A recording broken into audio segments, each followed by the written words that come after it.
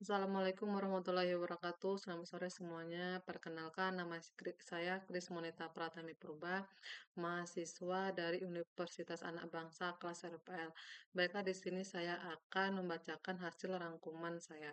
Sebelum saya membacakan hasilnya, di sini saya mengambil eh, artikel tentang lalat vektor yang terabaikan ini. Ini artikelnya.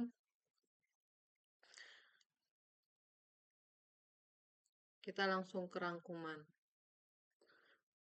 Adapun isi rangkumannya yang pertama, lalat telah lama hidup berdampingan dengan manusia terutama di lingkungan dengan sanitasi buruk dan seringkali menimbulkan masalah kesehatan bagi manusia. Lalat merupakan vektor foodborne diseases antara lain diare, disentri, muntaber, tipus, dan beberapa spesies dapat menyebabkan miasis. Aktivitas transmisi agen patogen dari lalat ke manusia sangat ditentukan oleh kemampuan lalat dalam memindahkan agen infeksius kepada inangnya atau yang biasa disebut dengan vektor kompeten. Lalat memindahkan agen penyakit dengan mengkontaminasi makanan yang dihinggapinya melalui muntahan, kotoran, maupun hanya memindahkan kuman yang berada di permukaan tubuhnya. Lalat penyebab miasis meletakkan telur pada luka sehingga saat menetas, larva masuk ke dalam luka dan menimbulkan luka yang lebih besar. Sebagian besar lalat memiliki kebiasaan hidup yang selalu berpindah dari kotoran dan mengkontaminasi seluruh permukaan yang dihinggapinya, termasuk makanan dan minuman manusia. Saat ini menjadikan lalat sebagai vektor utama foodborne diseases yang dapat menyebar luaskan bakteri, jamur, parasit, dan virus. Kebiasaan ini didasarkan sifat lalat yang suka memakan kotoran dan bahan organik lainnya, serta kemampuannya beradaptasi dan dapat hidup berdampingan dengan manusia sehingga masuk ke dalam rumah.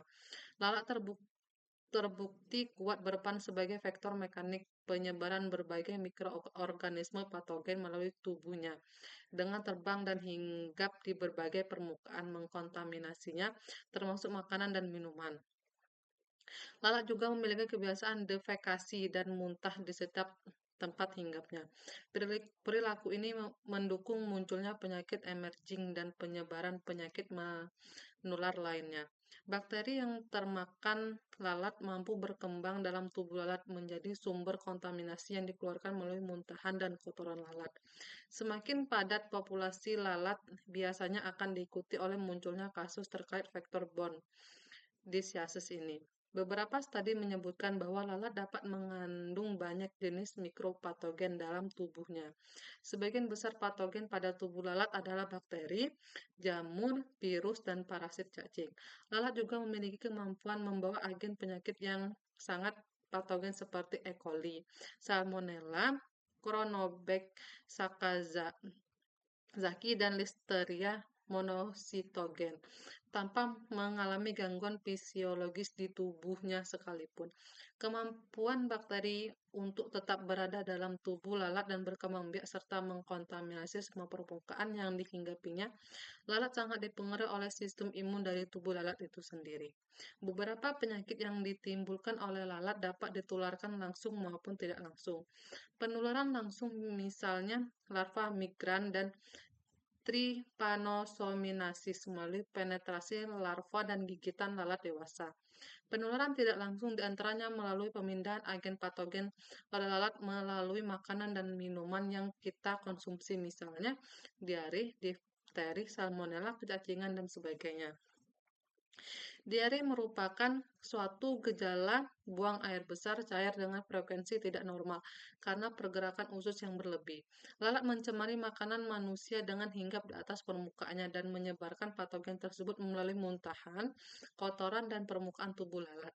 Miasis merupakan penetrasi lalat pada larva lalat pada jaringan kulit hewan maupun manusia. Kecacingan. Penyakit kecacingan biasanya terjadi pada anak-anak yang memiliki perilaku hygiene yang kurang. Perilaku tidak mencuci tangan sebelum makan maupun faktor risiko bagi tertularnya penyakit kecacingan. Lalat juga berpotensi menularkan penyakit ini dengan membawa telur cacing yang infektif dan mengkontaminasi makanan atau minuman. Potensi epidemik penyakit yang dibawa oleh lalat sangat dipengaruhi dengan kemampuan lalat berkembang biak yang tergantung iklim dan kondisi lingkungan. Kemampuan membawa dan menyebarkan beberapa agen patogen tanpa mempengaruhi kondisi tubuhnya dan buruknya sanitasi. Penelitian skala laboratorium di Iran membuktikan bahwa lalat Musca domestica memiliki peran dalam menyebar luaskan beberapa bakteri yang resisten terhadap antibiotik. Resiko menjadi lebih besar saat bakteri yang berada dalam kotoran dan dengan mudah tertelan dan masuk dalam tubuh lalat. Lalat dapat meningkatkan transmisi resistensi antimikroba pada bakteri yang berkembang biak dalam saluran pencernaan bagian mulut dan muntahan lalat. Sekian hasil rangkuman saya. Mohon maaf jika banyak kekurangan dalam saya menyampaikan materi ini. Saya akhiri, wabillahi taufik wal hidayah. Wassalamualaikum warahmatullahi wabarakatuh.